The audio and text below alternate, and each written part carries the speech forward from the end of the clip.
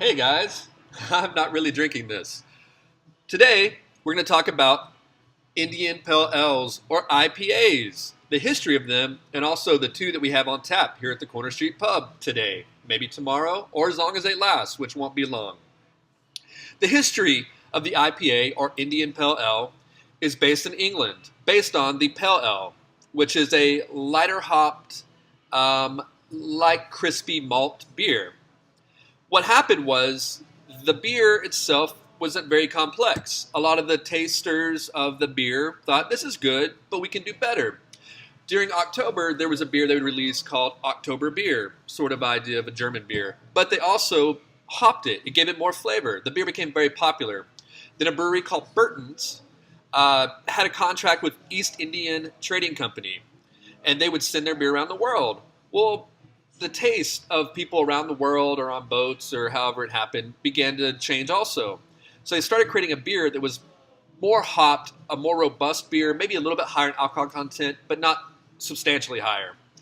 They started sending it to India where a lot of people loved it. It kind of picked up the name Indian Pale Ale because of the consumers there enjoying the beer so much. Well, as people came back from India, sailors and imperialists, those sort of people, they said, hey, we also would like to have this beer here in England. So they began to develop a IPA that was more English styled and less just sort of crazy, let's send it on a boat style.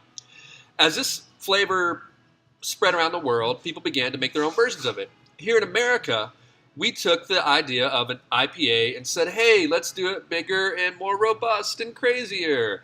So we have almost two standards of IPAs here in America. We have the East Coast IPA, which is a little bit more malty, a little bit more English in its style. Then you have the West Coast, which is super hopped, almost burns your mouth with the sting of the bitterness of the hops. The Dream Crusher, which I'm holding in my hand from Deep Ellum Brewery, is more representative of the West Coast style. It's a little bit more hoppy, has a little bit more of a flowery scent to it, a citrus hop, if you will, which comes from Cascade, Chinook, Tomahawk, Warrior, a whole bunch of hops that are created here in America for IPAs specifically, but we now put them in other beers, like West Coast Reds. This beer comes in at 9.7 ABV. The body on it's a little bit maltier, like an East Coast or an English IPA, but it's still got that big hop aroma and flavor to it, which is desired if you're drinking an IPA. It's also kind of an acquired taste. The other IPA we have on tap right now, Dogfish 90, is one of my favorite IPAs. I think it should be the standard. If you want to start with an IPA, you don't know how to do it, try that. It's smooth. It's got a little bit of malt character to it, but it also carries these hops beautifully. They don't sting your mouth. The ammonia odor from it isn't overpowering. It almost has, just like this one, an evergreen quality to it, and that comes from the hops. The history of these is pretty fascinating. The beers are even better. Come down and enjoy them today, tomorrow, while they last here at the Corner Street Pub. Tonight we have our first open mic night. It's Tuesday, I think the November something.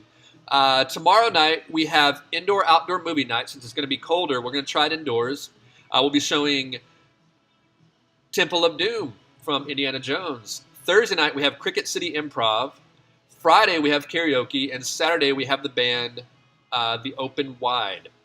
So guys, come out, enjoy this week with us. It should be great weather. It's not that frightful.